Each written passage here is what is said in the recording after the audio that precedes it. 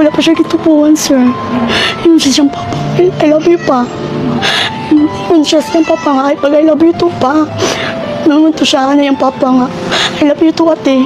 Marami na yung last nga. Kabilin siyang papa, sir nga. I love you pa siya. Kini ba nga sitwasyon no, sa usa ka 8 anyos nga bata no nga nawad-an sa iyang kinabuhi tungod kay nabunog kuno ni siya no sa iyang classmate. Dayon nahitabo kuno ni siya sa campus no sa usa sa mga eskwelahan sa Davao City. So ako ang maistorya ani no, isip usa ka teacher, usa na sad ni siya ka challenge no sa usa ka teacher. Pero dilibot pasabot nga dako usayop ang teacher ani. Where in fact ang teachers and parents dapat magtinabangay sila no para sa pag-develop labi na gyud sa maayong pamatasan no, sa mga kabataan. So niabot ni ang panahon nga ingon ani nga naay mga bata nga grabe ka warshak no ang una-una, grabe ka pwede lang una-una ba wala nila na una-una ang dili maayong epekto no sa ilahang gibuhat. So kay kini kay nahitabo man sa school campus naabay tulubagon ang teacher ani. Okay, so daghan na pud kaayo ni ang mag-react no nga tungod kuno sa maestra, asa ang maestra, unsa gibuhat sa maestra ngano nga nahitabo ni nga pangpangbuli sa mga kabataan.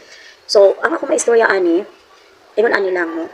Ang teacher sa isa ka room, daghan kaayo na siya gi bantayan. Klase-klase nga mga pamatasan no sa mga bata, umayon kag 40, 50 ka bata sa isa ka classroom no. Ang duphan sa usa ka teacher.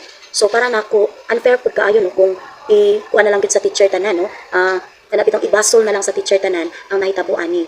Kay ngano ang kabataan ang una nga mag-develop sa ilahang pamatasan mao ang ilang mga ginikanan. So ang ilang pamatasan na develop sa ilang mismo nga panimalay. So ikaduha na lang sa pag-develop sa ilang pamatasan ang eskwelahan. So sa panimalay pa lang daan kung ang mga ginikanan nagahatag na o pagtagad sama sa pagdisiplina sa ilahang mga anak, inigawas nila sa panimalay, bisan asa man sila moadto, naa na silang huna-huna o sa ilang kasing-kasing ang maayong pamatasan. So makabalunan na sila nga dili maayo ang magpasakit sa isig katawo. So karon kung nakita na nila sa ilang panimalay, nga mismo dito sa ilang panimalay na ay mga kaguluhan or mga away-away, mga pagsilumbagay, mga kagubot. So ilaha pud nang madala kung mogawas na sila sa ilahang panimalay.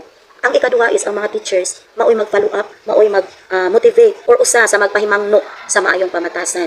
So teachers and parents dapat magtinabangay no apil na pud ani no ang community involvement. Imo silang ginatudluan sa pagsimba no, ginatudluan nimo sila sa pakigrelasyon sa maayo ngadto sa ilahang mga isig katawo, kapwa bata no or bisan sa ilahang community. So kung kana ma-develop na nila no, walay bata nga ingon ani o batasan nga magpasakit. Kung halos karon ang mga bata, gamay nga lihok mo sa ilang mga classmates,